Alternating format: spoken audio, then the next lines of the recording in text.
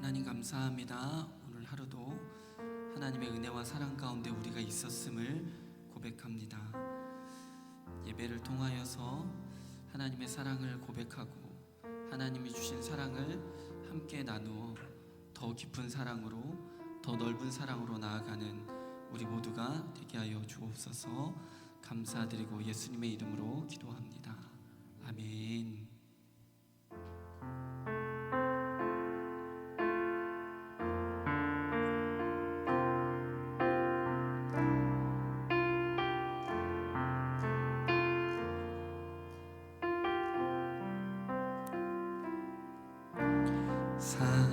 사랑이 나를 부르네.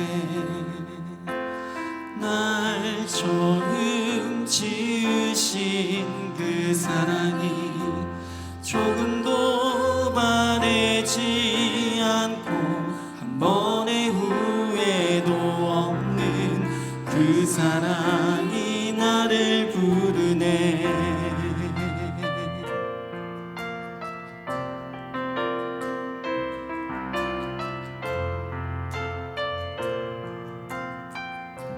사랑이 나를 부르네. 날 처음 지으신 그 사랑이 조금도 바래지 않고 한 번의 후회도 없는 그 사랑이 나를 부르네. 영원한 주의 품 안으로, 풍성한 주의 식탁으로, 친밀한 주의 음성으로 그 사랑이 나를 부르네. 그 사랑이 나를 부르네.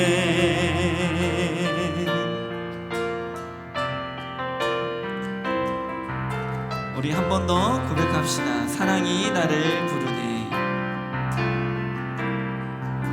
사랑이 나를 부르네. 날 처음 지으신 그 사랑이 조금도 바래지 않고 한 번의 후회도 없는 그 사랑이 나를 부르네. 이 사랑은 하나님을 뜻하는 것이죠. 사랑이 나를 부르네. 날 처음 지으신 그 사랑이 조금도 바래지 않고 한 번의 후회도 없는 그 사랑. 아멘. 영원한 주의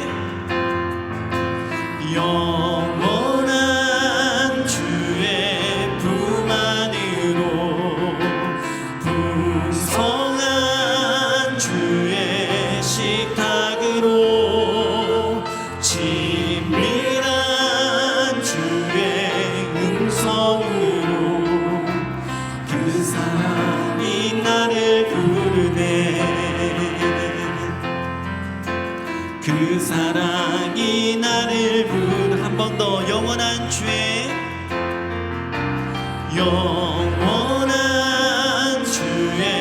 품 안으로, 풍성한 주의 식탁으로, 친밀한 주의 음성으로 그 사랑이 나를. 아멘. 그 사랑이 나를 부르네. 그 사랑이 나를 부르네. 우리 처음부터 한 번 더 고백합시다. 사랑이 나를 부르네. 사랑이 나를 부르네. 날 처음 지으신 그 사랑이 조금 더 아멘. 바르지 한 번의 후회도 없는 하나님의 변치 않는 사랑이 오늘도 우리를 예배의 자리로 부르셨음을 믿습니다.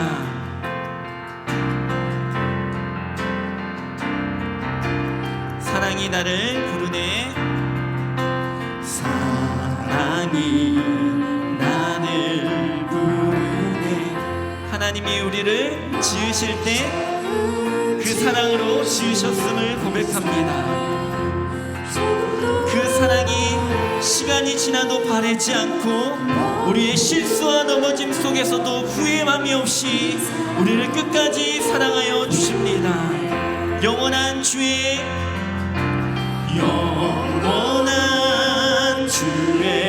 품 안으로 풍성한 주의 식탁으로 친밀한 주의 음성으로 그 사랑이 그 사랑이 나를 부른 한 번 더 영원한 주의 품 안으로 영원한 주의 품 안으로 풍성한 주의 식탁으로 친밀한 주의 음성으로 아멘. 우리를 불러주셔서 감사합니다. 그 사랑이 나를 부르네. 사랑의 주님이 날 사랑하시네. 내 모습 이대로 받으셨네. 사랑의 주님이 날 사랑하듯이 나도 너를 사랑하면서 한 번 더 사랑의 주님이 날 사랑하시네. 내 모습 이대로 받으셨네. 사랑의 주님이 날 사랑하듯이 나도 너를 사랑하며 살리. 네, 반주 잔잔하게 좀 해주시고요. 우리 옆 사람을 한번 보시겠습니까? 표정들이 좀 어떠신가요? 사랑의 주님이 날 사랑하듯이 나도 너를 사랑하며 섬기리 하는 그 모습이 가사는 너무 아름답고 밝은데 표정이 너무 어두워 계신 것 같아서 그게 너무 제가 웃음이 나서 잠깐 멈췄습니다. 힘드시죠? 하나님은 사랑이시다. 성경이 말씀합니다. 사랑이 나를 부르네. 하나님이 나를 부르신다라고 할 수 있는데 굳이 사랑이 나를 부르네 라고 가사를 적은 이유는 우리가 하나님이 사랑이시다는 사실을 너무나 자주 잊어버리기 때문입니다. 우리가 이 자리에 온 것은 어떤 성적표 가지고 평가받으려고 온 것이 아니고 하나님의 풍성한 사랑의 식탁으로 교제를 나누기 위해서 온 것임을 우리가 잊지 않았으면 좋겠습니다. 그리고 그 사랑이 내 안에 차고 쌓여지고 넘쳐져서 다른 이들에게 흘러가기를 소망합니다. 다시 한번 불러볼까요?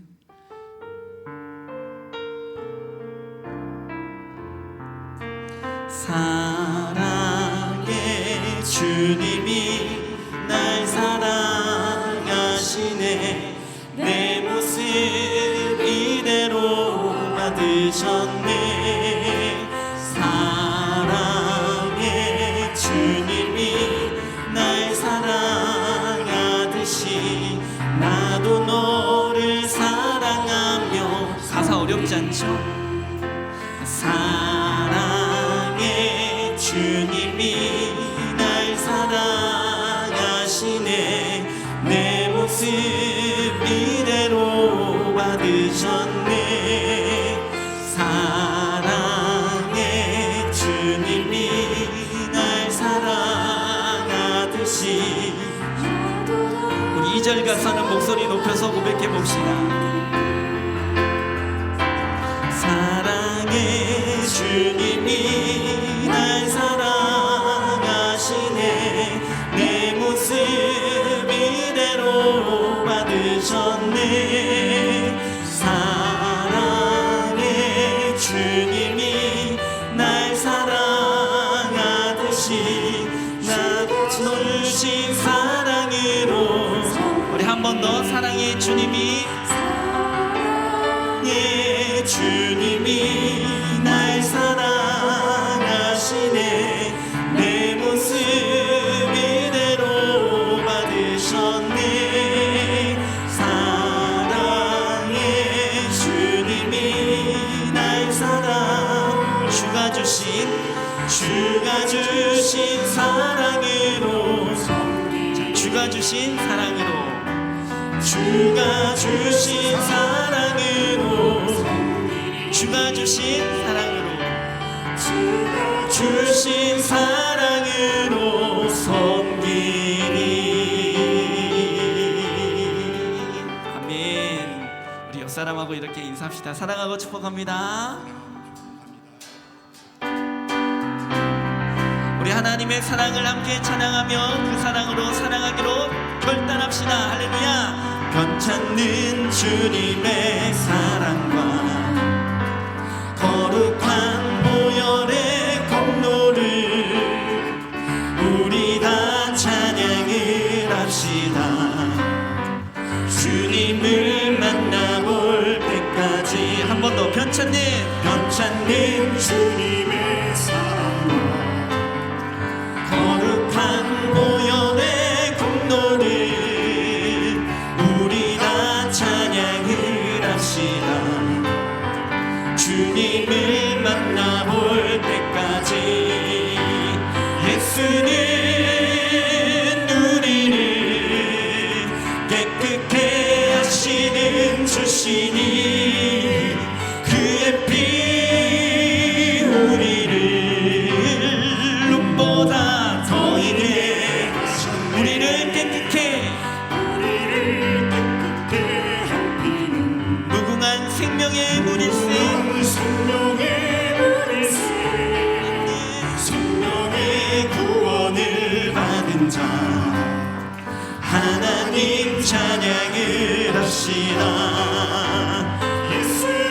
예수는 우리를 깨끗게 하시는 주시니 그의 피 우리를 눈보다 더이게 주님의 거룩한 보혈을 우리의 입술로 담대히 싸우며 나가세. 천국에 들어갈 예수는 우리를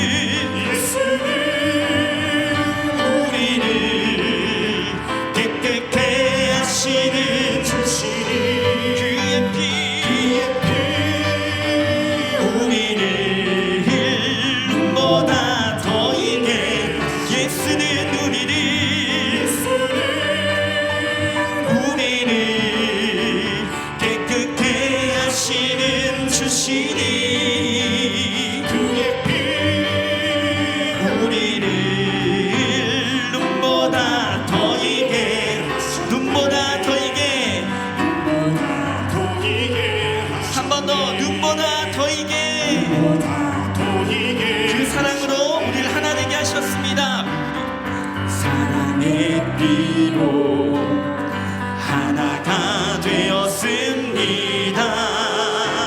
하나님을 사랑하고 예수님의 사랑을 모두 찬양하며 주의 사랑을 전하세. 모두 함께 예수님의 사랑을 세상에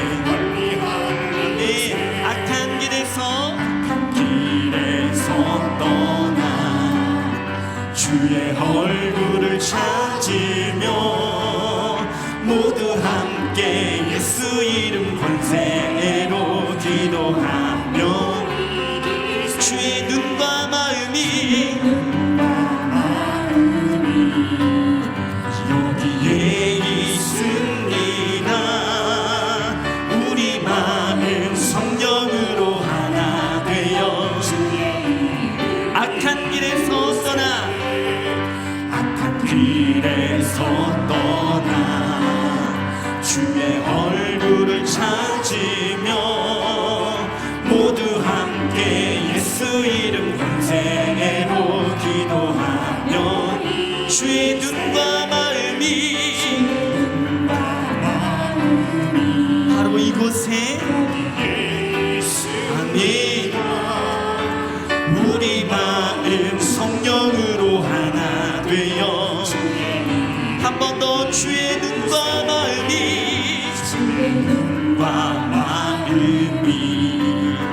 여기에 있습니다. 우리 마음 성령으로 하나 되어 주의 일을 우리 마음 성령으로 하나 되어 주의 일을 우리 마음 성령으로 하나 되어 주의 일을 이루세. 할렐루야. 우리를 통하여 주의 일이 일어나기를 소망합니다. 성령으로 충만케 하여 주옵소서. 주의 눈과 마음이 여기에 있습니다. 우리 마음 성령으로 하나 되어 주의 일을 주의 눈과 마음이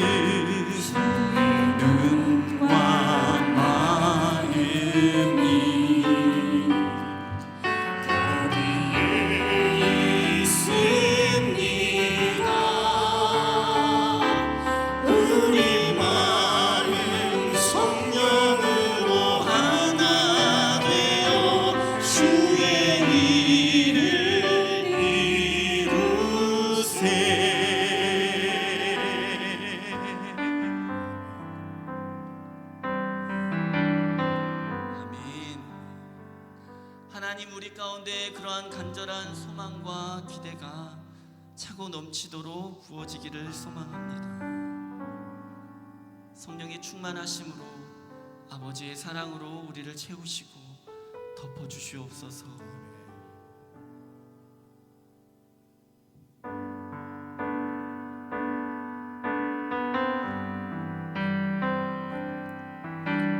아버지 사랑 내가 노래해.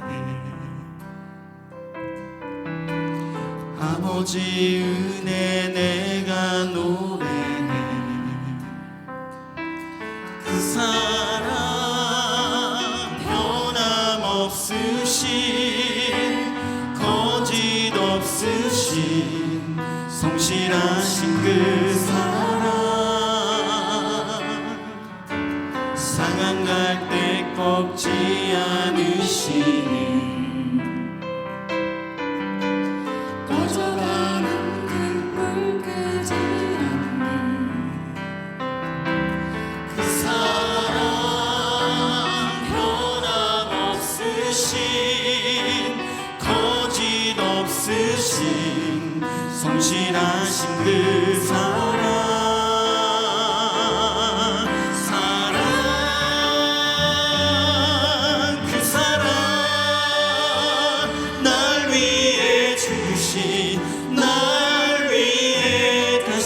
주신 예수 그리스도 다시 오실 그 사랑 죽음도 생명도 천사도 하늘의 어떤 권세도 끊을 수 없는 영원한 그 사랑 예수 아버지 사랑 내가 노래 아버지 사랑 내가 노래해 아버지 은혜 내가 노래해 아버지 은혜 내가 노래해 그 사랑 변함없으신 거짓 없으신 성실하신 그 사랑 사냥할 때 꺾지 않으시는 꺼져가는 등불 끄지 않는 그 사랑 변함없으신 거짓 없으신 성실하신 그 사랑 사랑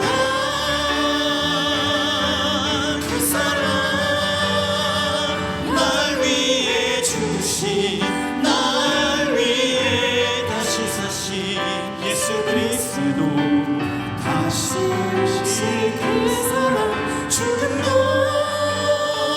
생명도 천사도 하늘의 어떤 권세도 끊을 수 없는 영원한 그 사랑 우리 한 번 더 그 사랑 날 위해 주신 그 사랑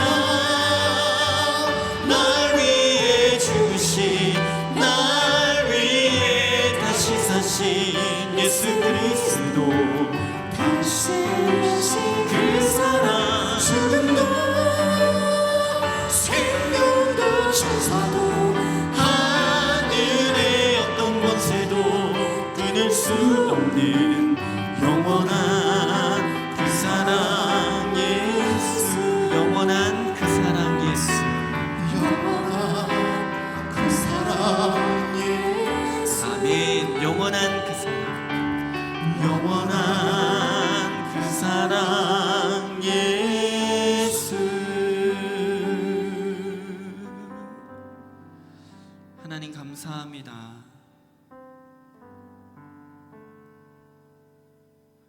오늘도 우리가 그 사랑 안에 있기에 감사합니다.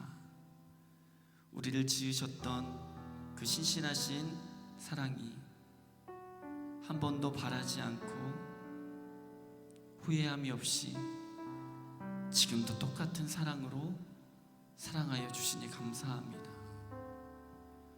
우리가 얼마나 많이 넘어지고 실수하였는지 헤아릴 수 없지만 하나님 우리를 여전히 사랑하여 주셔서 감사합니다. 그 사랑이 조금도 줄어들지 않고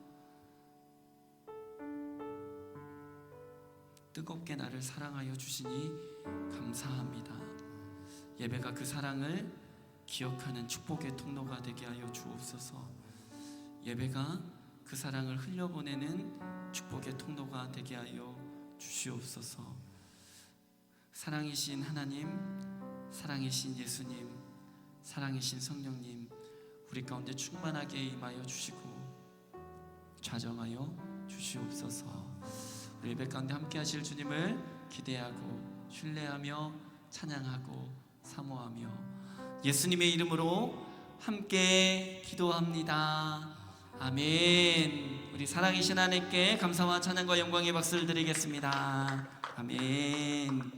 우리 좌우 앞뒤 계신 분들과 함께 인사 나누겠습니다. 사랑하고 축복합니다.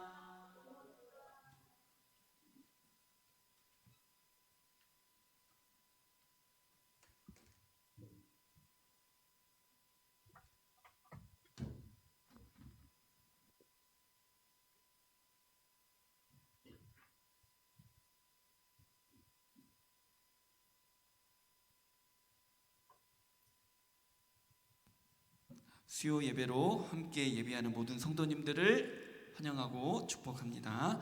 하나님의 함께 하심과 복 주심이 가정과 직장 그리고 특별히 사랑하는 자녀들에게 충만하시기를 축복합니다. 수요 예배 때 고린도전서 말씀 나누고 있습니다. 배 넘겨주시겠어요? 바울의 3차 전도 여행의 목표는 소아시아 지역에 복음을 전하는 것이었습니다. 그 사명을 잘 감당한 후에는 로마를 넘어서 이제 당시 땅끝으로 여겨졌던 서바나, 지금의 스페인으로 복음을 전하러 가는 것이 바울의 마지막 꿈과 비전이었습니다. 바울은 소아시아의 중심, 제가 넘길 수 있게 해주시겠어요?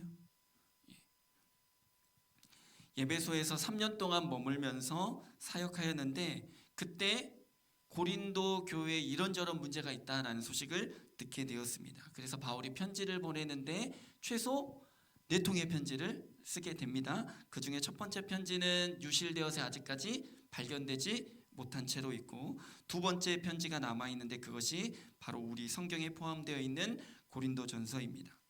고린도 교회에 나타난 가장 큰 문제, 이거는 은사를 잘못 사용하는 것이었습니다.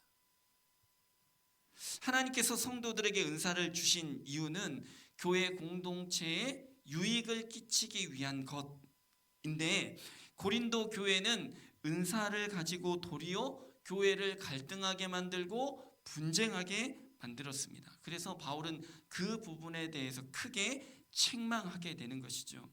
사실 더 큰 문제는 교회가 갈등과 분쟁의 수렁 속으로 깊이 빠져들고 있음에도 불구하고 고린도 교회의 성도들의 관심은 여전히 서로 받은 은사를 자랑하고 비교하는 것에 머물러 있었다라는 것입니다. 문제를 알아야지 문제를 풀어낼 해결책을 찾을 수 있을 텐데 전혀 문제의식을 갖고 있지 않았다라는 것이죠. 그러니 해결될 조짐이 없었다라는 것입니다. 그래서 바울은 1장부터 11장까지 다양한 상황 속에서 발생하는 고린도 교회의 일들을 구체적으로 언급하면서 무엇이 문제인지를 생각하게 워밍업하는 작업을 했습니다.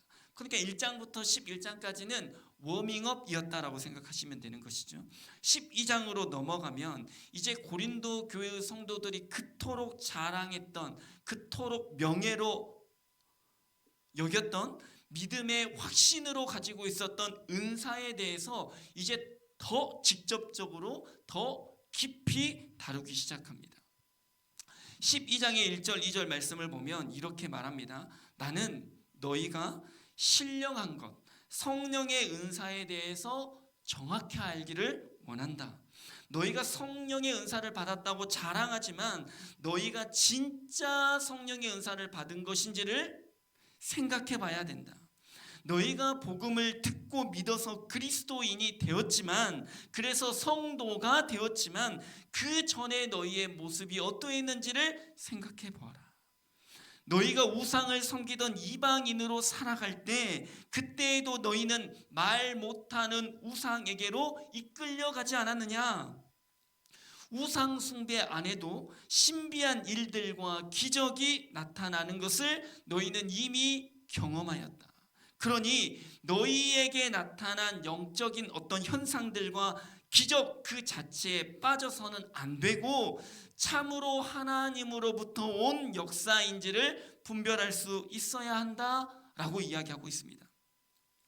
많은 성도들이 신비한 현상들과 기적들이 모두 기독교적인 것이라고 오해합니다. 근데 전혀 그렇지 않죠. 지금도 어둠의 영들은 무속신앙의 탈을 쓰고 이단 사이비의 탈을 쓰고 지금도 신비한 능력과 기적으로 사람들을 곳곳에서 미혹하고 있습니다. 그래서 성도는 어떠한 신비한 현상들과 체험들을 덮어두고 하나님이 주신 것이다, 이것은 성령의 은사다라고 생각해서는 안 된다라는 것이죠. 하나님이 주신 것과 그렇지 않은 것을 분별할 수 있는 명확한 기준을 바울이 제시하고 있습니다. 3절 말씀 우리 지난주에 봤었는데요. 한 번 더 읽어보도록 합니다. 시작.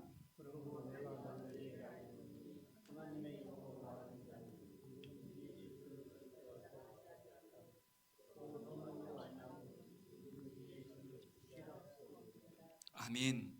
예수님을 저주의 대상으로 여기지 않고 우리를 구원하시는 메시아 그리스도로 고백하게 하는 것만이 하나님으로부터 온 참 성령의 역사이다라는 것이죠. 이 말씀은 단순히 기계적으로 글자를 읽는 것, 예수를 저주하지 않습니다, 예수님은 주님이십니다, 이것을 읽는 것이 아닙니다. 그것을 교리적으로 이해하고 동의한다라는 뜻이 아닙니다. 예수 믿는 자를 따돌리고 괴롭히고 핍박하고 생명을 위협하는 세상 안에서 네가 예수님을 부인하면, 네가 예수님을 저주하면 이 모든 고난은 이제 사라질 거야. 너에게 앞으로 부유함과 편안함이, 성공이 따라오게 될 거야 라는 유혹 속에서 계속해서 예수님을 저주하지 않고 오직 예수님만이 우리의 주님이시다고 고백하는 그 믿음을 이야기하고 있는 것입니다. 베드로가 예수님이 고난 받으셨을 때, 잡혀가시고 신문 받으실 때 베드로가 어땠습니까? 옆에 있는 사람들이 당신 예수님 따라다니던 사람 아닙니까? 예수님 옆에서 가장 가까이 있었던 사람 아닙니까? 라고 했을 때 베드로의 반응이 무엇이었습니까?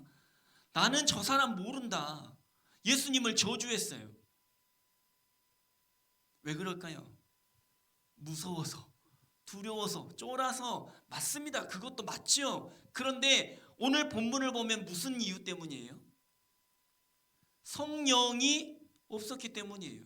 베드로 안에 성령이 없었기 때문에 인간적인 정과 욕심으로 예수님을 따라다녔는지 모르겠어요. 그런데 결정적인 순간에 고난이 있을 때는 예수님을 모른다 부인하고 저주하고 예수님을 주라고 시인하지 않는 거예요. 성령이 없었기 때문에.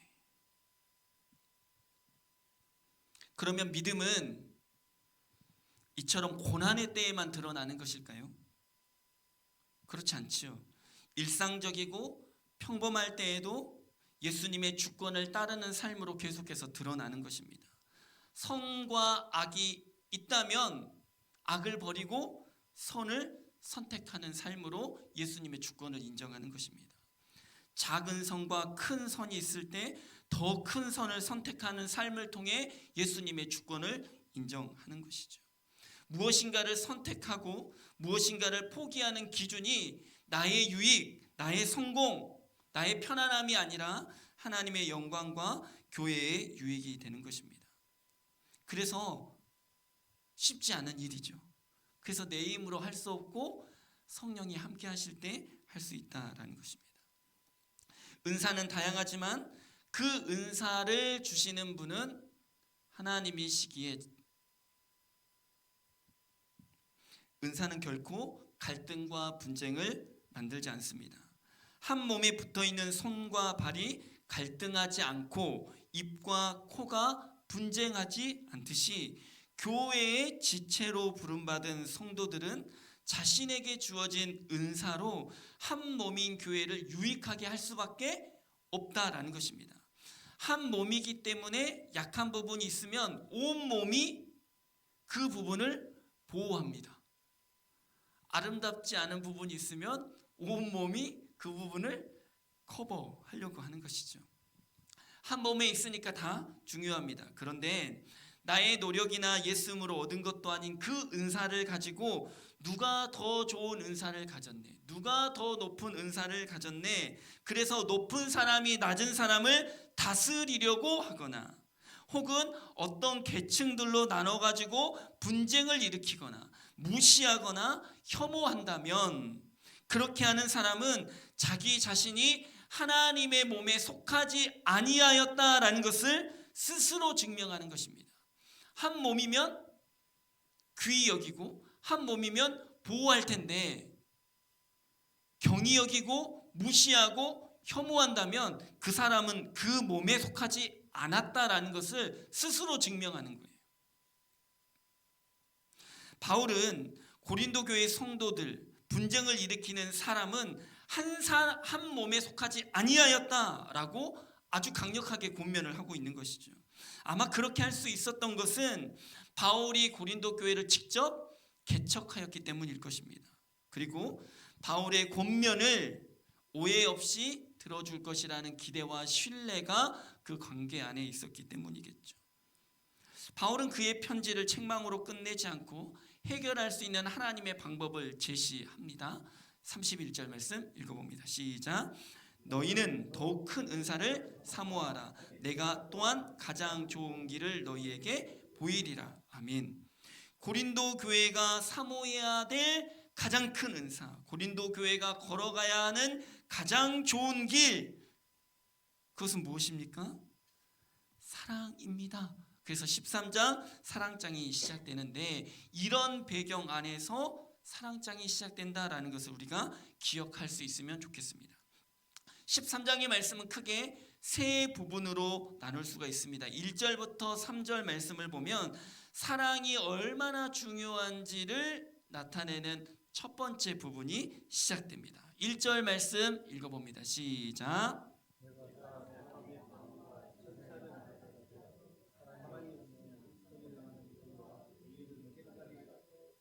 1절 말씀은 사람의 방언과 천사의 말을 사랑과 비교하고 있습니다. 우리가 흔히 말하는 방언이라고 하는 것은, 사람의 방언이라고 부르는 것은 이 세상에 존재하는 각 나라와 족속의 언어들을 의미합니다. 천사의 말이라고 하는 것은 이 세상에 존재하지 않는 형태의 새로운 언어를 말합니다. 새로운 형태의 언어를 천사의 말이라고 이렇게 불렀는데 알 수 없는 말이기 때문에 이것을 통역하는 은사가 또한 필요했습니다. 이것에 대해서는 나중에 나오니까 다시 살펴보도록 하고요. 내가 사용하지 않았던, 전혀 알지 못했던 새로운 형태의 사람의 방언이나 천사의 말을 그냥 기도를 통해서 내가 저절로 하고 있다면 그것은 너무나 신비한 경험이잖아요. 고린도 성도들은 그러한 일이 벌어졌을 때, 그러한 은사를 체험했을 때 자신들은 이미 천상의 예배에 참석하고 있다, 참여하고 있다라고 생각했습니다. 그래서 나는 이미 이 땅에서 신앙을 완벽하게 이루었어 라고 착각했습니다. 그러니까 예배 시간에 모든 질서를 무시하고 방언하는 데만 열중했다라는 것이죠. 그래서 시끄러운 소리가 되고 말았습니다. 그런데요, 방언이라고 하는 것은 기독교 안에만 있는 것이 아닙니다. 다른 종교 안에도 나타나는 현상이에요. 그러니까 방언이라고 하는 것은 분명히 귀한 은사이긴 하지만 기독교에서만 나타나는 은사라고 오해해서는 안 되고, 가장 중요한 것은 12장에서 먼저 나누었던 것처럼 방언을 통해서 하나님의 주권을 드러내고 있는가, 교회의 유익을 구하고 있는가, 이것이 가장 중요한 분별의 기준이 되어야 한다라는 것입니다. 주권이라고 하는 말은 쉬운 말로 통치, 다스림이라고 할 수 있는데, 예수님이 이 세상을 통치하고 다스리는 방법에 관한 것이라고 할 수 있습니다. 예수님이 이 세상을 다스리고 통치하는 방법이 무엇일까요? 사랑입니다. 사랑. 그런데 고린도 교회 성도들이 그토록 자랑하고 귀하게 여기는 방언의 은사를 어떻게 사용했습니까? 방언의 은사를 받지 못하는 사람들을 깔보고 자신은 높이는 데에 사용했다라는 거예요. 그래서 사랑이 없는 방언은, 천사의 말은 소리나는 구리와 울리는 꽹과리처럼 시끄러울 뿐이다 라고 이야기하고 있습니다. 자, 2절 말씀도 읽어봅니다. 시작.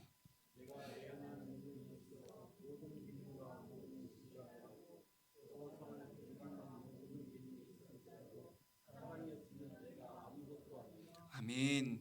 2절은 사랑을 능력과 비교하고 있습니다.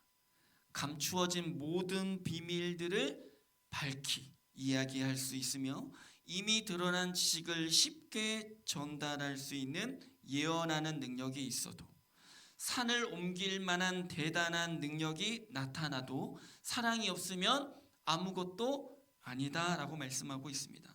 이 말씀은 마태복음 7장에서 주의 이름으로 선지자 노릇하고 주의 이름으로 귀신을 쫓아내고 주의 이름으로 많은 권능을 행했던 사람들, 그 사람들에게 예수님께서 내가 너희를 도무지 알 수 없으니 불법을 행하는 자들아 내게서 떠나가라 말씀하셨던 그 부분이 생각나는 구절이죠.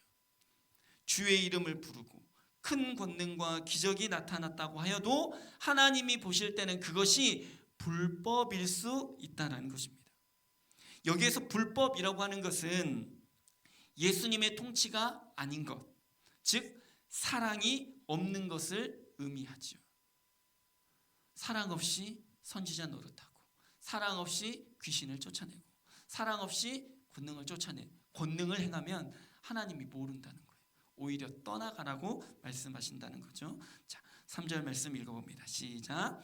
내가 내게 있는 모든 것으로 구제하고 또 내 몸을 불사르게 내줄지라도 사랑이 없으면 내게 아무 유익이 없느니라. 아멘. 3절은 사랑을 구제와 헌신과 비교하고 있습니다. 전 재산을 다 팔아서 가난한 사람들을 돕고 내 몸을 불사르게 내줄지라도 사랑이 없으면 아무런 유익이 없대요. 어떻습니까? 1절과 2절 말씀은 쉽게 이해가 돼요. 사랑이 없어도 그것을 행할 수 있겠구나 이해가 되니까요. 그런데 3절 말씀은 이해가 쉽지 않아요. 어떻게 사랑이 없는데 모든 것을 구제했을 수 있겠습니까? 사랑이 없는데 어떻게 자기 몸을 불사르게 내줄 수 있겠습니까? 쉽지 않겠잖아요. 그런데 성경이 뭐라고 말하냐면 사람은 그렇게까지도 한다라는 거예요.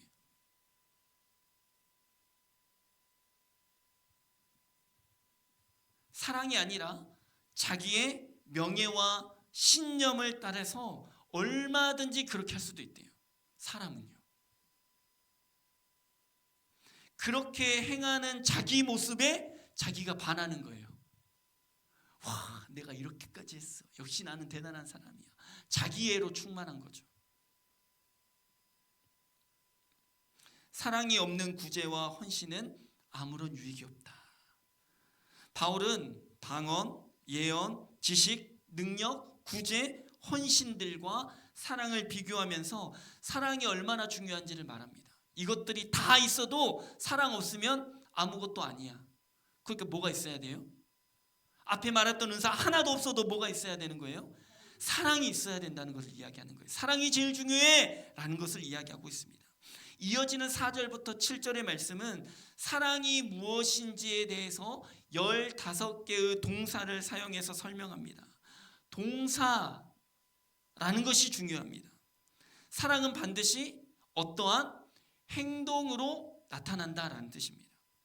사랑은 마음 안에만 있는 것이 아니고 사랑은 입술로만 말하는 것이 아니고 실제로 행동하는 것이다. 성경이 말씀하고 있습니다. 그러니 두 번째 부분은 사랑의 정의라고 표현하기보다는 사랑이 어떻게 드러나는가에 대한 말씀이라고 할 수 있겠죠. 자, 먼저 4절 말씀을 읽어봅니다. 시작.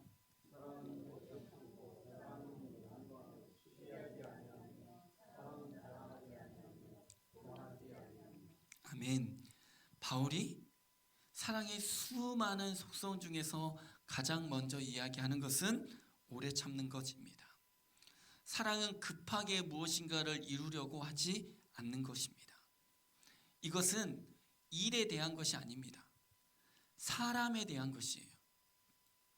설거지를 오래 참았다가 일주일 뒤에 하는 것, 이런 게 아니에요. 예배를 오래 참았다가 1년에 한 번 드리는 것, 그것을 오래 참음이라고 말하지 않습니다. 내 기대에 따라오지 않은 남편을 참아주는 것, 내 기대에 차지 않는 내 자녀를 참아주는 것, 내 이웃과 동료를 기다려주는 것, 심지어 자기 자신을 기다리는 것, 그것이 오래 참음 안에 들어 있습니다. 온유함은 부드럽고 친근함을 의미하지요. 오래 참음과 온유함, 이 두 가지는 긍정적인 동사로 사용되고 있습니다. 근데 이 뒤에는 다 어떻게 되냐면 뭐뭐 하지 않는다라는 부정 형태의 동사가 사용되어집니다. 경쟁적인 마음과 관련해서 시기, 자랑, 교만이 사절에 등장하고 있습니다. 시기는 나보다 나은 자에 대해서, 내가 갖지 못한 것을 가진 자에 대해서, 내가 이루지 못한 것을 이룬 자에 대해서 경쟁적인 마음을 품는 것입니다. 근데 사랑은 나보다 나은 자가 있으면 감사하고, 내가 갖지 못한 것을 가진 자가 있으면 칭찬하고, 내가 이루지 못한 것을 이룬 사람이 있으면 축복해 줍니다. 자랑한다라는 이 말은 허세를 부린다라는 뜻입니다. 그러니까 본래 가진 것보다 부풀린다라는 의미인데, 요즘은 실제로 가진 것보다 더 있어 보이게 하는 것, 그렇게 할 수 있는 것도 능력이라고 부르지요. 그런데 그것은 결코 실제가 아니잖아요. 있어 보일 뿐 있는 건 아니잖아요. 그래서 결국 그것은 남을 속이는 것이 됩니다. 그렇죠? 그리고 자기 자신을 속이는 일이 되는 것이죠. 사랑은 실체이지 허상이 아니기 때문에 자랑하지 않습니다. 교만도 마찬가지죠. 높은 데 마음을 두고 스스로 지혜 있다라고 생각하는 것이니까요. 사랑은 그렇게 하지 않는데요. 자, 5절 말씀 읽어봅니다. 시작. 무례히 행하지 아니하며 자기의 유익을 구하지 아니하며 성내지 아니하며 악한 것을 생각하지 아니하며. 아멘. 5절 말씀은 대인 관계 안에서 드러나는 사랑의 특성들에 대해서 이야기하고 있습니다. 무례히 행하지 않는 것이 사랑입니다. 예의 없는 것, 상대방에 대한 존중이나 배려가 없는 것 모두 사랑이 될 수 없습니다. 사랑은 자기 유익을 구하지 않습니다. 다른 사람을 나의 유익을 위한, 나의 이익을 위한 도구로 사용하지 않는다라는 것입니다. 모든 사람은 하나님이 창조하신 존귀한 존재이기 때문입니다. 사랑은 성내지 아니합니다. 사람들은 보통 화를 내면서 사랑하니까 화낸다 그럽니다. 특히 자녀들한테 그러죠. 막 화내놓고 엄마가 아빠가 사랑해서 그런 거야 라고 말하잖아요. 그리고 화내는 사람들 보통 이렇게 말합니다. 내가 화를 내도 뒤끝은 없어. 근데 화를 당한 사람은 절대 그렇게 생각하지 않아요. 근데 하나님도 진노하시잖아요. 하나님도 심판하시잖아요. 그러니까 성내지 않는다라는 이 말씀은 어떠한 일에도 화내서는 안 된다라는 뜻이 아닐 것입니다. 성내다라고 번역된 이 말은 헬라어로 파록쉬라는 단어가 쓰였습니다. 이 말은 계속 재촉하다, 계속 자극하다라는 뜻입니다. 영어에서 발작이나 감정의 폭발을 뜻하는 파록시즘이 이 단어에서 유래되었대요. 여기에서 중요한 것은 화라는 감정 자체가 생겨나는 것을 문제다라고 말하는 것이 아니고, 화라는 감정을 어떠한 절제도 없이 그냥 폭발적으로 발산하는 것을 이야기하는 것입니다. 우리는 어떠한 상황을 마주할 때 화가 날 수 있습니다. 화라는 감정을 느낄 수 있지요. 그것 자체가 잘못된 것은 아닙니다. 그런데 어떠한 경우에는 화가 나는데 그 화를 내가 참아내고, 어떨 때는 그 화를 참아내지 못하더라 하는 거예요. 다양한 경우의 수가 있겠지만 많은 경우에 우리는 나보다 약한 사람에게 화를 쉽게 내더라는 거예요. 화가 불같이 나도 나보다 더 높은 위치에 있는 사람 앞에서는 그 화를 죽을 힘을 다해서 참아내더라는 거죠. 근데 작은 화여도 나보다 약한 사람 앞에서는 불같이 화를 내는 거예요. 참지 않고 화를 내도 된다라고 생각하는 거죠. 성내지 않는다라는 것은 상대방이 누구인가에 따라서 그것을 가리고 나의 부정적인 감정을 쏟아낼 것인가 참아낼 것인가 판단하는 태도를 이야기하는 것입니다. 그런 관점을 가지고 다음의 동사, 악한 것을 생각하지 않는 것도 또 생각해 볼 수 있습니다. 여기에서 생각하지 않는다, 악한 것을 생각하지 않는다 할 때 이 생각한다라는 말은 계산한다라는 뜻입니다. 셈한다라는 뜻이에요. 그러니까 악한 것을 내가 잊지 않고 계속해서 헤아려서 곱씹는 것을 의미합니다. 그러면 악한 것이라고 하는 것은 무엇일까요? 많은 성경의 학자들은 타인이 나에게 저지른 악이라고 설명합니다. 그래서 기본적으로 이 말은 복수하지 않는 것, 되갚지 않는 것이라고 보편적으로 해석하고 있습니다. 예수님께서 우리에게 가르쳐 주신 기도의 내용 중에서도 보면 우리가 우리에게 잘못한 사람을 용서하여 준 것 같이 우리의 죄를 용서하여 주옵소서 하잖아요. 이 부분과도 연결되기 때문에 악한 것을 생각하지 않는 것은 보복하지 않는 것, 되갚지 않는 것이라고 해석하는 것이 좋은 해석 중에 하나라고 할 수 있을 것입니다. 다만 악한 것이라고 번역되어 있는 이 단어는 카코스라는 단어가 쓰였는데 악하다라는 말뿐만 아니라 연약하다, 좋지 않다, 열등하다, 무능력하다, 초라하다, 나쁘다 이런 의미의 단어입니다. 이것을 감안한다면 그리고 고린도 교회가 처해 있는 갈등과 분쟁의 상황을 고려해 본다면 그리고 앞서서 나누었던 성내지 않는 것의 의미를 되짚어 본다면 어떠한 조건들을 따져가지고 누구는 강하고 누구는 약하고 누구는 우월하고 누구는 열등하고 지식과 언변의 은사는 뛰어나고 섬김의 은사는 하찮은 것 이렇게 나누려고 하는 이분법적인 생각을 하지 않는 것이라고 해석할 수도 있을 것 같습니다. 자, 기억해 보시고요. 6절 말씀을 읽어봅니다. 시작. 불의를 기뻐하지 아니하며 진리와 함께 기뻐하고. 사랑은 무엇을 기뻐하는가? 진리를 기뻐한대요. 사랑은 모든 것을 포용하고 용서하고 그래서 무분별하게 수용하고 기준 없는 허락과 무책임한 용납이라고 오해해서는 안 되는 것이죠. 이런 오해는 마치 죄인도 사랑하시는 하나님을 보면서 하나님은 죄를 사랑하셔라고 오해하는 것과 같아요. 사랑은 모든 것을 다 포용하지 않습니다. 사랑 안에 불의는 들어올 수가 없어요. 사랑 안에 죄가 들어올 수 없어요. 하나님은 죄를 미워하시고 죽기까지 싸우라고 말씀하십니다. 사랑은 불의를 기뻐할 정도로 무분별한 것이 아닙니다. 진리를 싫어할 정도로 어리석은 것도 아니죠. 불의는 결코 사랑과 함께할 수가 없습니다. 사랑은 불의를 깨트리는 힘이고 진리를 위해서 싸우는 능력이 됩니다. 사랑의 힘은 불의한 세상을 진리의 세상으로 변화시키는 하나님의 능력인 것이죠. 그래서 7절 말씀 모든 것을 참으며 모든 것을 믿으며 모든 것을 바라며 모든 것을 견디느니라 말씀합니다. 7절 말씀은 앞서 말했던 것들을 요약하는 것이라고 할 수 있는데 사랑 안에는 믿음과 소망이 들어있다라는 것을 이야기하고 있는 것만 같습니다. 바울이 사랑에 관해서 처음 말했던 것이 오래 참음이었잖아요. 그래서 모든 것을 참으며 말하는 것은 사랑 그 자체를 의미하는 것 같아요. 모든 것을 믿으며 이것은 믿음을 이야기하는 것 같죠.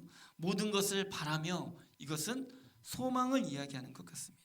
그러니까 바울은 사랑의 속성을 이야기하면서도 사랑 안에는 사랑만 있는 것이 아니고 믿음과 소망이 함께 있다라는 것을 이야기합니다. 이것은 마지막 13절에서도 드러나잖아요. 그리고 믿음과 소망과 사랑은 모든 것을 견디는 힘이 된다라고 말해주고 있습니다. 결국 사랑을 이야기하다 보면 한 점에서 만나게 됩니다. 그것이 무엇이냐면 예수 그리스도이죠. 사랑이 얼마나 중요한지 그리고 사랑은 어떠한 방식으로 드러난지를 7절까지 이야기했다면 마지막 세 번째에 대해서는 사랑의 온전함에 대해서 이야기합니다. 8절부터 10절의 말씀을 읽어보도록 하겠습니다. 시작.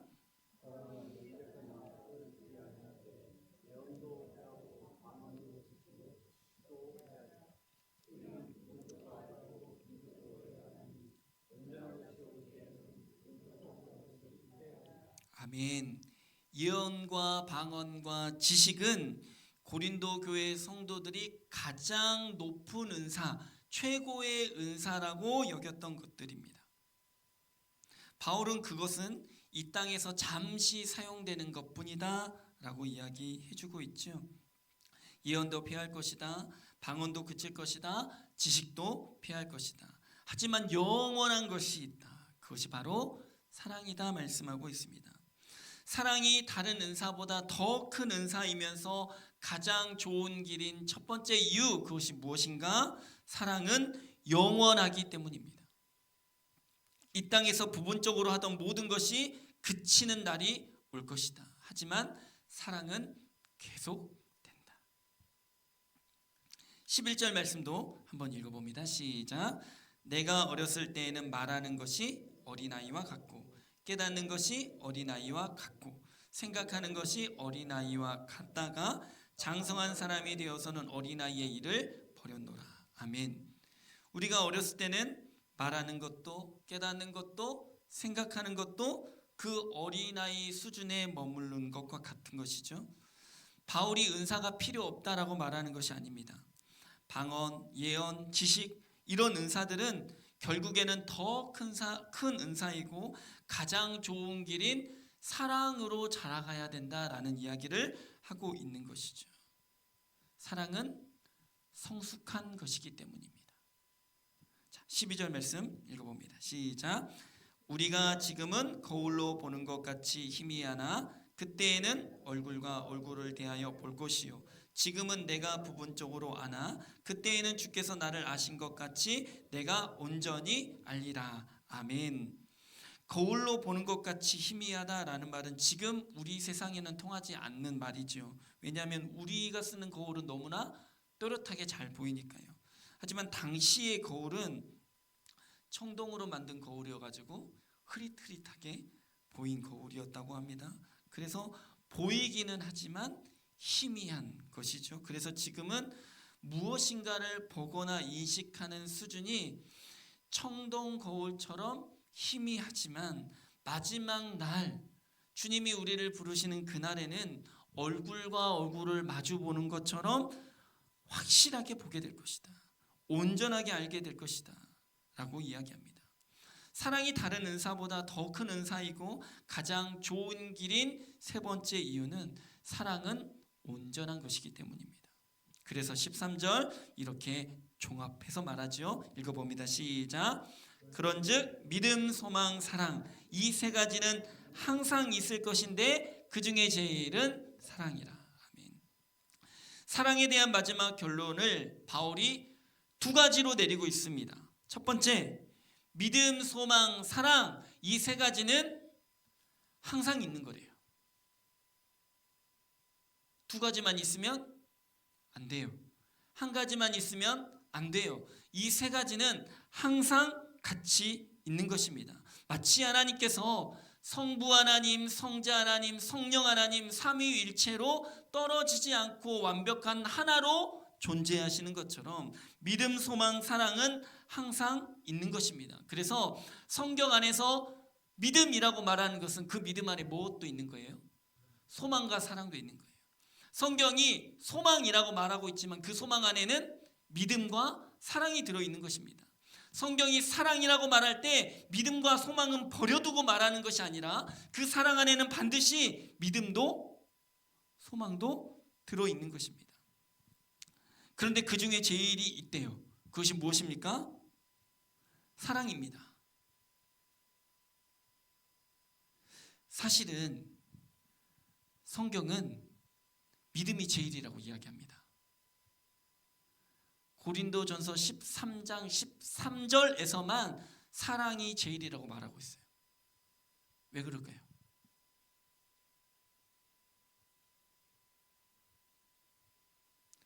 믿음이 없으면 구원받지 못하잖아요. 그러니까 믿음이 없으면 사랑만 있으면 아무것도 아니에요. 구원받지 못하니까. 그런데 지금 우리가 말하고 있는 그 중에 제일은 사랑이다 말할 때 이 사랑 안에는 뭐가 이미 포함되어 있어요? 믿음이 포함되어 있어요. 믿음과 소망이 다 포함되어 있어요. 이미 구원받을 믿음을 가진 사람들에게 말하는 거예요. 사랑이 제일이다. 믿음이 없는 사람에게 사랑이 제일이라고 말하면 안 됩니다.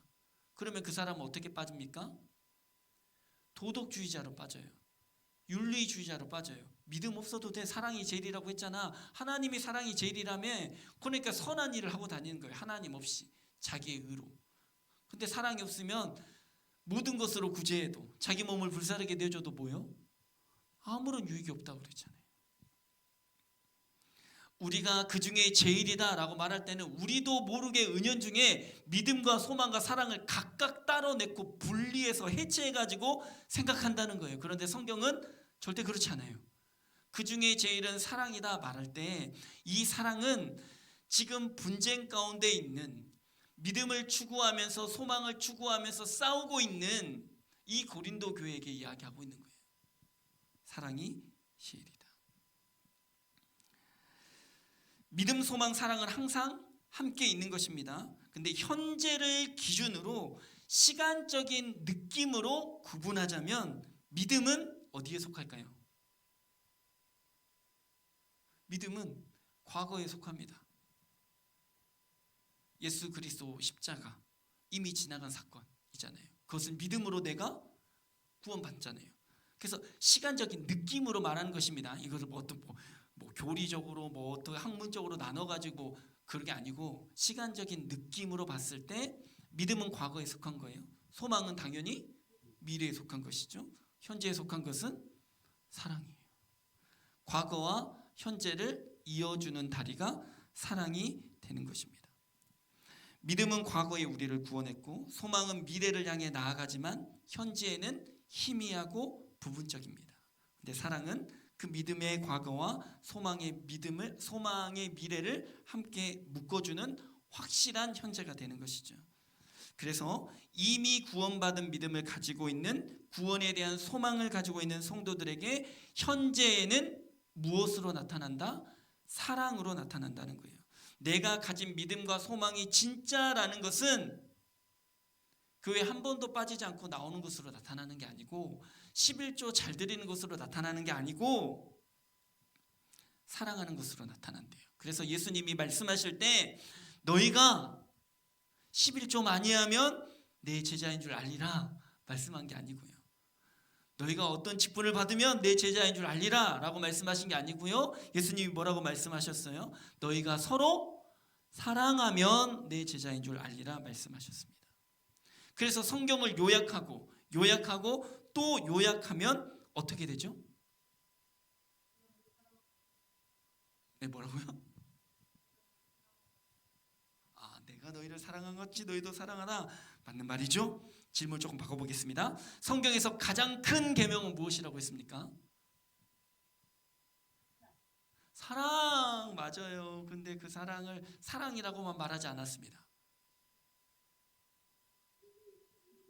그 중에 제일은 사랑이죠. 맞아요. 본사님 감사해요. 예수님이 뭐라고 말씀하셨냐면요. 예수님뿐만 아니라 다 그렇게 말했어요. 사실은 성경을 요약하면 하나님 사랑과 이웃 사랑. 율법의 가장 큰 계명이 무엇입니까? 하나님을 사랑하는 것이고 이웃을 사랑하는 것이라고 말했어요. 성경은 단 한 번도 이것을 합쳐가지고 사랑이라고 말하지 않아요. 하나님 사랑과 이웃 사랑이라고 분명하게 이야기해주고 있는 거예요. 왜요? 그냥 사랑이라고 말하면 둘 중에 하나를 더 중요하게, 둘 중에 하나는 덜 중요하게 여기기 때문이에요. 근데 굳이 구분하자면 하나님 사랑은 믿음과 소망의 영역이죠. 굳이 구분하자면 사랑은 이웃 사랑이 포함되어 있습니다. 굳이 장소로 구분하자면 하나님 사랑은 교회 안에 있는 것이고 이웃 사랑은 교회 밖 세상을 향해 있는 것입니다.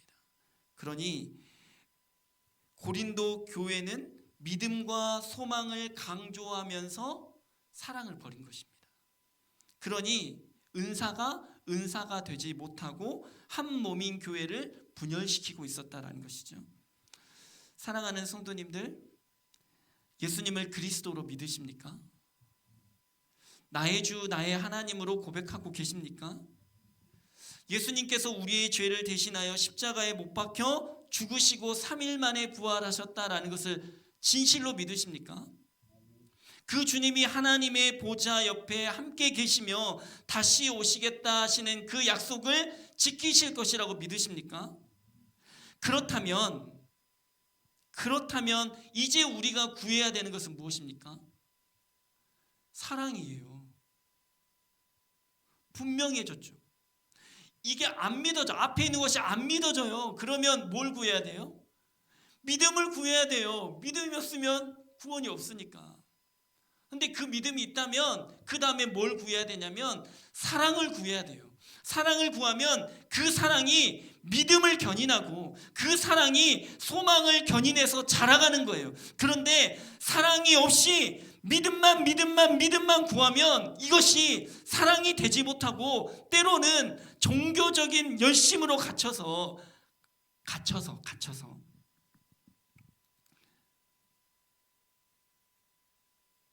사랑을 이야기하면서도 사랑을 노래하면서도 얼굴에는 내 삶에는 내 마음에는 사랑이 하나도 없을 수 있다는 거예요. 그러니 사랑하는 성도님들, 진실로 믿음이 있다면 있는지 없는지는 하나님과 자기만의 비밀로 하시고 내가 진짜 믿음이 없는 것 같아 라고 생각하시면 믿음을 구하십시오. 근데 어찌됐건 나에게 믿음이 있어 라고 생각이 드시면 이제 사랑을 구하십시오. 사랑을 구하십시오. 다른 은사 없어도 괜찮습니다. 다른 은사 없어도 괜찮아요.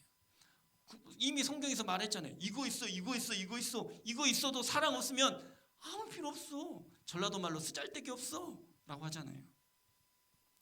우리가 구해야 할 사랑이 무엇인지 우리가 말씀을 기억하시면서 찬양의 가사로 함께 고백하길 원합니다. 우리가 부르지 못했던 찬양, 사랑은 언제나 오래 참고. 주사님 좀 같이 불러주세요.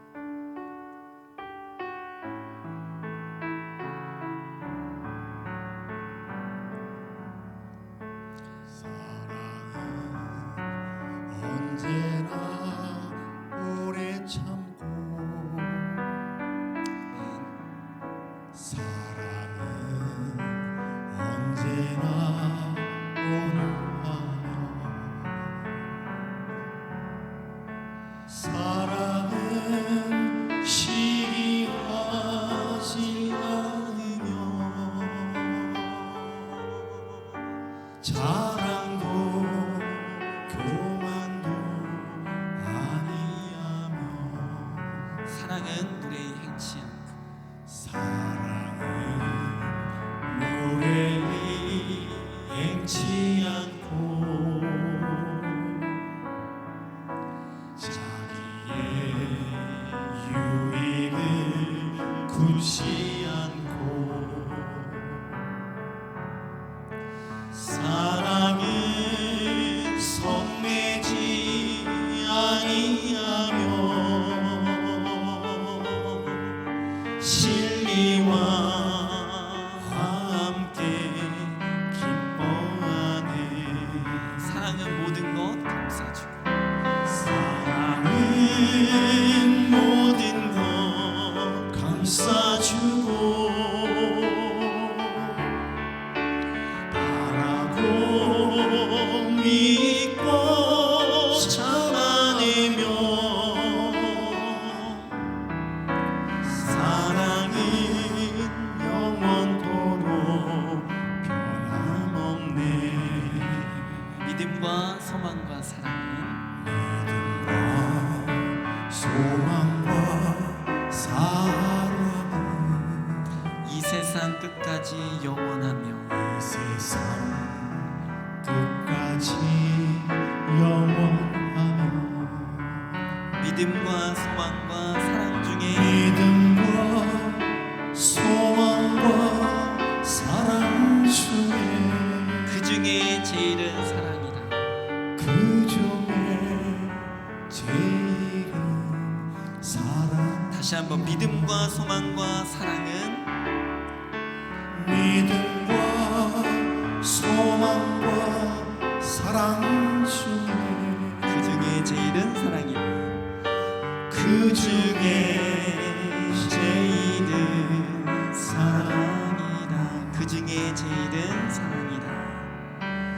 그 중에 제일은 사랑이다. 아멘. 감사합니다. 하나님이 주신 성령의 역사는 그것이 어떠한 체험이든지 사건이든지 주어진 은사이든지 그것의 목적은 하나님의 몸된 교회를 유익하게 하는 것, 반드시 예수님의 주권을 인정하는 방향으로 나타납니다. 예수님의 주권은 예수님의 우리의 주님이 되심을 인정하는 것으로 예수님의 통치 방식을 따르는 것을 의미합니다. 그런데 예수님의 그 통치 방식을 한마디로 정의한다면 사랑이라고 할 수 있어요. 그래서 교회의 머리 되신 예수님께서 그 몸의 지체되는 우리에게 명령하시는 방식, 그리고 지체된 우리가 해야 되는 방식은 우리의 머리이신 예수님의 방식과 같아야 된다는 것이죠. 그래서 아무리 대단한 은사가 나타나고 아무리 큰 사역을 감당했을지라도 예수님의 방식, 예수님의 목적이 없으면 아무것도 아닌 것이 되는 것입니다. 우리의 부르심은 위대한 일에 있지 않습니다. 하나님의 일손이 부족해서 우리를 불러다가 일을 맡기신 게 아니에요. 하나님이 우리를 부르신 이유는 삼위일체 하나님의 완전하신 사랑 안에 우리와 함께 더불어 교제하기 위함입니다. 그래서 선지자 노릇하고 귀신을 쫓아내고 권능을 행해도 예수님이 모른다 하실 수 있는 거예요. 세상이 다 알아도 예수님은 모른다 하실 수 있는 거예요. 주님과 우리는요, 일로 묶여있는 사이가 아닙니다. 그래서 일이 끝나면 각자 제 갈 길 가는 헤어지는 사이가 아니라는 거예요. 줄 것 주고 받을 것 받고 그래 수고했다 등 돌리는 사이가 아니에요. 주님과 우리는 영원하고 신실한 십자가 사랑으로 연결되어 있습니다. 그 사랑을 끊을 수가 없대요. 그러니 우리의 인생을 아무것도 아닌 것이 되지 않도록 사랑이 있어야 되지 않겠습니까? 이 시간 마음을 모아 우리 함께 기도하길 원합니다. 주님, 우리에게 사랑을 부어주시옵소서. 주님이 우리를 사랑하신 그 사랑을 더 깊이 알게 해주시고 우리 주님의 사랑의 통치 안에서 참 평안을 누리게 하여 주시옵소서. 그 사랑이 너무 좋아서 그 사랑이 흘러넘쳐서 우리의 삶의 지경 곳곳으로 흘러가게 하여 주시옵소서. 가정으로, 직장으로, 사업도로, 이웃에게로, 만나는 모든 사람들에게로 사랑이 강물처럼 흐르게 하여 주시옵소서. 무슨 은사를 주셨든지 그 은사를 사랑 안에서만 사용하게 하여 주시고 충성되게 사용함으로 말미암아 우리 주님 기억하는 인생으로 우리의 하루하루가 채워지게 하여 주시옵소서. 우리 주님 한번 부르고 통성으로 기도합니다. 주여, 내가 사람의 방언과 천사의 말을 할지라도 사랑이 없으면 소리나는 구리와 울리는 꽹과리가 되고 내가 예언하는 능력이 있어 모든 비밀과 모든 지식을 알고 또 산을 넘길 만한 모든 믿음이 있을지라도 사랑이 없으면 내가 아무것도 아니요 내가 내게 있는 모든 것으로 구제하고 또 내 몸을 불사르게 내줄지라도 사랑이 없으면 내게 아무 유익이 없느니라. 주님, 우리의 인생이 아무것도 아닌 인생으로 끝나지 않기를 소망합니다. 하나님이 잊어버리시는 인생, 하나님과 일로 묶여진 관계가 되지 않기를 소망합니다. 하나님, 우리에게 그 신실하신 사랑을 부어주시옵소서. 우리를 사랑하신 그 사랑을 날마다 친밀하게 경험하게 하시고 말씀과 기도와 하나님과의 그 친밀한 관계 안에서 풍성한 식탁을 누리는 영적 교제가 우리 안에 있을 수 있도록 주님 붙잡아 주시옵소서. 하나님, 우리가 예수님을 머리로 하는 한 몸임을 기억하여 주시고 예수님의 통치 방식이, 예수님의 사랑의 방식이 우리의 삶 안에서 드러날 수 있도록 주님 도와주시고 역사하여 주시옵소서. 그 사랑이 너무 좋아서 그 사랑이 우리 안에서 흘러넘치게 하여 주시고 그리하여 하나님이 세우시고 보내시는 모든 삶의 자리와 지경마다 하나님의 사랑이 흘러갈 수 있도록 주님 도와주시고 역사하여 주옵소서. 각 사람에게 주신 은사들을 하나님 충성되이 사용하되 사랑 안에서 사용하게 하여 주시옵소서. 방언도 있고 지식도 있고 예언도 있고 구제도 있고 헌신도 있을지라도 사랑이 없으면 아무것도 아니라고 말씀하셔서오니 하나님, 아무것도 없어도 사랑은 우리 안에 있게 하여 주시옵소서. 아무것도 없을지라도 사랑은 우리 안에 있게 하여 주옵소서. 다 잃어버릴지라도 사랑만은 붙잡게 하여 주시고 사랑만은 갖게 하여 주옵소서.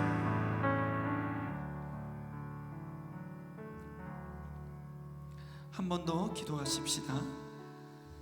사랑이 어떠한 방식으로 나타나는지 하나님은 15개의 동사를 통하여 우리에게 말씀해 주셨습니다. 사랑은 결코 마음과 감정의 전부일 수 없습니다. 전부여서도 안 되죠. 사랑은 동사입니다. 동사라는 것은 의지적이어야 된다는 뜻입니다. 하고 싶을 때 하고, 하고 싶지 않을 때 안 하는 것은 의지라고 부를 수 없습니다. 의지는 해야 할 일을 하는 것입니다. 사랑은 오래 참아야 합니다. 사랑은 온유해야 합니다. 사랑은 불의를 기뻐하지 않고 진리를 기뻐하는 것입니다. 이 15가지 동사를 생각하면서 우리가 함께 기도하기를 원합니다. 주님, 제가 사랑의 사람이 되기를 원합니다. 입술로 사랑을 말하는 것에 그치지 않게 하여 주시고 실제로 손과 발로 행함으로 사랑이 동사가 되어 움직이는 역사가 나를 통하여 나타나게 하여 주시옵소서. 내 마음과 감정에 따라 행동하지 아니하고 모든 것을 참으며 모든 것을 믿으며 모든 것을 바라며 모든 것을 견디는 사랑으로 자라가게 하여 주시옵소서. 우리 주님 한번 부르고 통성으로 기도합니다. 주여,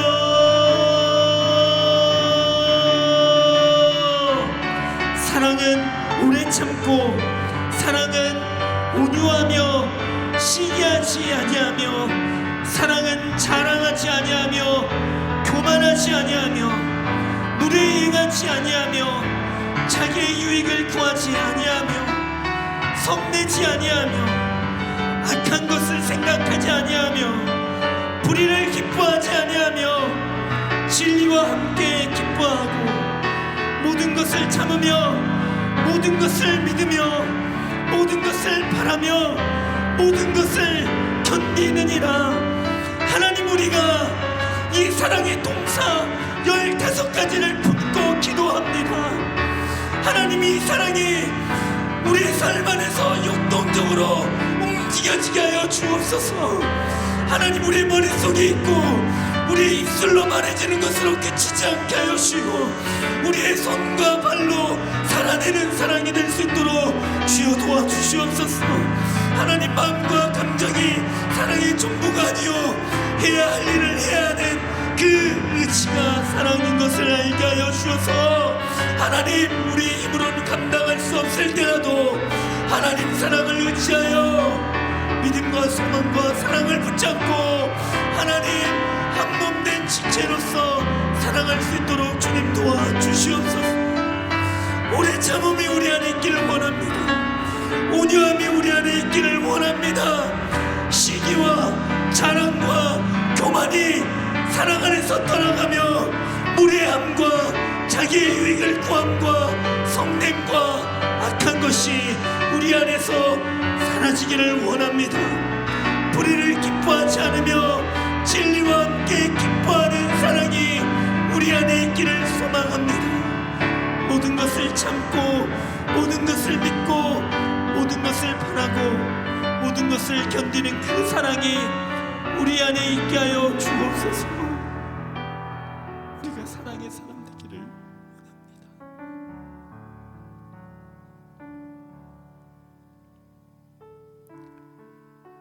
그 중에 제일은 사랑이라. 이 말씀은 믿음과 소망은 버려도 좋다라는 말씀이 아닙니다. 믿음과 소망, 사랑은 항상 있는 것이기 때문입니다. 어느 것 하나라도 빠져서는 안 됩니다. 성경을 압축하고 압축하면 하나님 사랑과 이웃 사랑이라고 남습니다. 사랑이 제일이라는 것은 믿음과 소망은 반드시 사랑으로 드러나기 때문입니다. 사랑은 우리의 믿음과 소망이 진실하다라는 유일한 증거입니다. 사랑이 없다면 어떠한 직분도, 어떠한 수고도, 어떠한 체험도 아무것도 아닙니다. 사도 바울은 부분적인 것, 희미한 것을 구하는 고린도 교회 성도들에게 어린아이의 것을 버리라, 더 좋은 것, 가장 좋은 길을 선택하라고 권면합니다.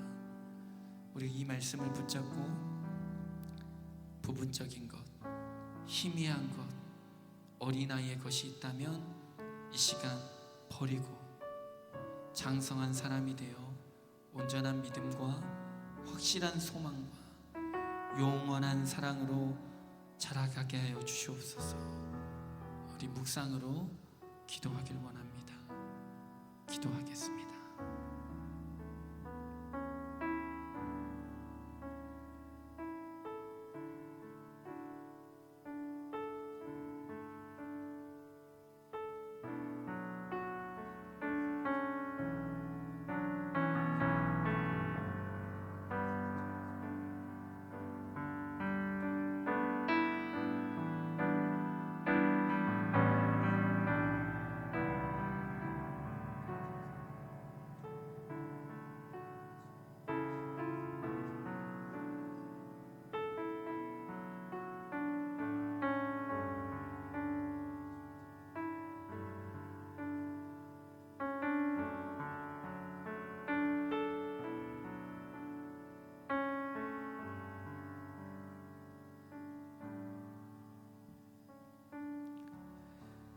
우리를 하나님 집의 일꾼으로 부르지 않으시고 자녀로 불러주셔서 아버지라 부르게 하시고 사랑으로 교제케 하시는 미쁘신 하나님 감사합니다. 하나님이 주신 크고 작은 모든 은사들이 일하는 데만 사용되지 않게 하시고 사랑하는 데 사용되게 하여 주시옵소서. 성령의 은사와 역사는 예수 그리스도를 구주로 고백하는 삶에 있음을 깨닫게 하시고 우리의 모든 삶이 하나님 사랑의 통치로 채워지게 하여 주시옵소서. 하나님이 우리를 사랑하신 것을 깊이 깨닫고 경험하는 은혜가 우리 안에 있기를 소망합니다. 그 사랑이 넘치고 흘러서 우리를 보내시는 모든 삶의 자리에서 마르지 않는 샘과 같이 흐르게 하여 주시옵소서. 하나님 사랑을 가르쳐 주실 때 느낌으로, 감정으로 가르쳐 주지 않으시고 동사로 가르쳐 주셨습니다. 사랑이 마음의 감정을 넘어서 의지적인 행동으로 나타나도록 매일매일 매 순간순간 성령님 간섭하여 주시고 결단케 하여 주시옵소서. 오래 참게 하시고 온유하게 하시고 시기하지 아니하며 자랑하지 아니하며 교만하지 않게 하여 주시옵소서. 무례히 행하지 아니하며 자기의 유익을 구하지 아니하며 성내지 아니하며 악한 것을 생각하지 않게 하여 주시옵소서. 불의를 기뻐하지 아니하며 진리와 함께 기뻐하고 모든 것을 참으며 모든 것을 믿으며 모든 것을 바라며 모든 것을 견디는 사랑으로 사랑하게 하여 주시옵소서. 우리 더 좋은 약속교회에 그 믿음과 그 소망과 그 사랑이 항상 있게 하시며 그 중에 제일인 사랑으로 충만하게 하여 주시옵소서. 아멘. 우리 주님 가르쳐 주신 기도로 예배 순서를 마치겠습니다. 하늘에 계신 우리 아버지, 아버지의 이름을 거룩하게 하시며 아버지의 나라가 오게 하시며 아버지의 뜻이 하늘에서와 같이 땅에서도 이루어지게 하소서. 오늘 우리에게 일용할 양식을 주시고 우리가 우리에게 잘못한 사람을 용서하여 준 것 같이 우리 죄를 용서하여 주시고 우리를 시험에 빠지지 않게 하시고 악에서 구하소서. 나라와 권능과 영광이 영원히 아버지의 것입니다. 아멘.